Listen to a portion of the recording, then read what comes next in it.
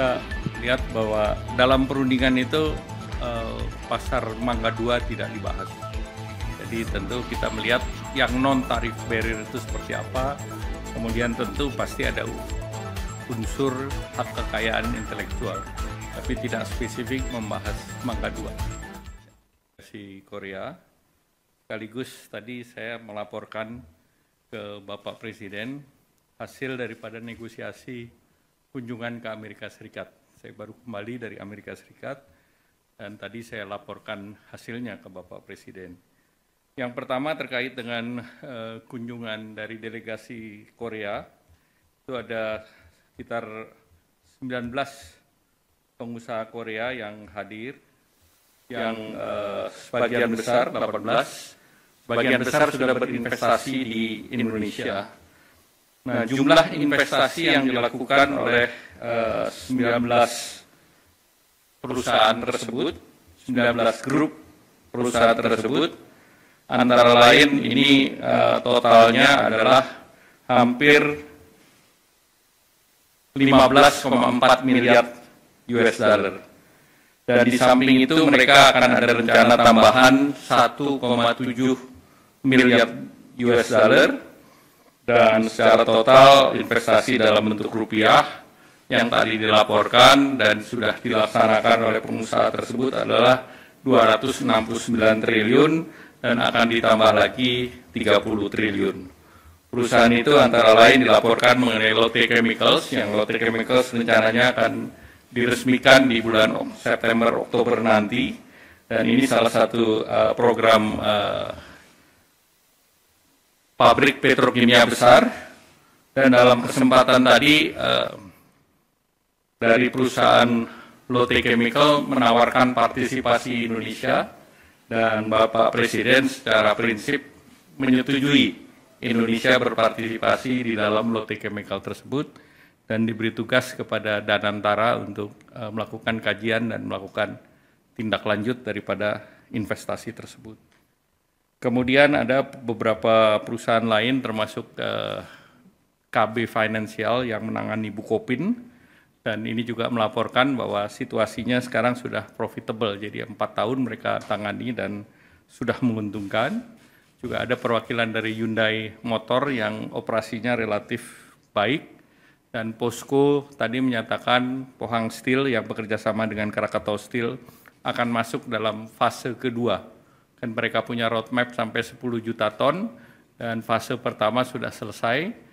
Dan fase kedua tentu diharapkan integrasi lebih dalam lagi. Kemudian beberapa industri termasuk EcoPro yang sudah melakukan investasi hampir 500 juta dolar di Morowali. Mereka membuat katoda precursor dan nikel smelter, dan juga beberapa laporan dari KCC Glass. KCC Glass yang sudah invest di Batang, dan KCC Glass juga melaporkan ke Bapak Presiden akan melakukan ekspansi dengan permintaan agar harga gas di dalam negeri bisa harga gas bumi tertentu yang sudah dirapatkan dengan Bapak Presiden. Kemudian juga dibahas tentang terkait dengan perusahaan LX Internasional. Nah, mereka bekerja di batubara, di nikel, dan yang lain, termasuk di plantation. Mereka juga akan terus melanjutkan investasinya sampai dengan $500 miliar US dollar. Kemudian beberapa perusahaan yang terkait dengan pertahanan, seperti Songsan, dia produksi amunisi, ini juga sedang berbicara dengan pemerintah. Dan kemudian juga perusahaan yang bergerak di SK terkait dengan plasma konvalesen, mereka juga mengatakan sedang membangun pabrik di Cikarang, dan diharapkan dengan pabrik Cikarang tersebut kebutuhan Indonesia terhadap plasma konvalesen semakin terjaga. Nah, dari segi Korea sendiri, mereka mengapresiasi pertemuan dengan Bapak Presiden yang berjalan secara terbuka, dan Bapak Presiden mendengar satu persatu dan itu yang membuat mereka sangat mengapresiasi keterbukaan pemerintah. Nah, selanjutnya saya ingin melaporkan terkait dengan negosiasi tarif dengan Amerika. Dalam negosiasi tersebut, kami bertemu dengan US Trade Representative, Secretary Commerce Besen, Secretary Commerce Lutnick, Secretary Treasury Besen, ketemu dengan Direktur Nasional Economic Council, dan juga dengan beberapa dari negara lain, antara lain pertemuan secara virtual saya dengan Menteri Luar Negeri Australia, Don Farrell, Menteri Trade dan Industri Korea Selatan, Mr. Degen An, dan juga bertemu dengan beberapa perusahaan semiconductor Amerika seperti Semiconductor Industry Association, United States ASEAN Business Council, United States Industry Indonesia Society, ada Asia Group, Amazon, Boeing, Microsoft, dan Google. Saya laporkan kepada Bapak Presiden bahwa secara prinsip apa yang ditawarkan Indonesia dalam bentuk surat yang diajukan tanggal 7 dan tanggal 9 mendapatkan apresiasi dari Amerika karena surat yang Indonesia masukkan relatif komprehensif. Jadi tidak hanya bicara mengenai tarif, juga bicara mengenai non-tarif tarif, dan juga mengenai rencana Indonesia menyeimbangkan neraca perdagangan. Jadi kita sebut itu fair and square. Jadi mereka neraca perdagangannya sekitar 19, kita berikan lebih dari 19,5. Jual beli langsung 19,5, namun kita juga ada proyek yang kita akan beli dari Amerika. Selanjutnya juga kami sampaikan, Bapak Presiden, ada rencana perusahaan Indorama untuk invest $2 miliar di Louisiana untuk blue ammonia. Kemudian terkait dengan critical mineral, kita juga berbicara dengan Amerika terkait dengan critical mineral, kemudian juga terkait dengan permintaan Indonesia terhadap tarif yang sifatnya resiprokal.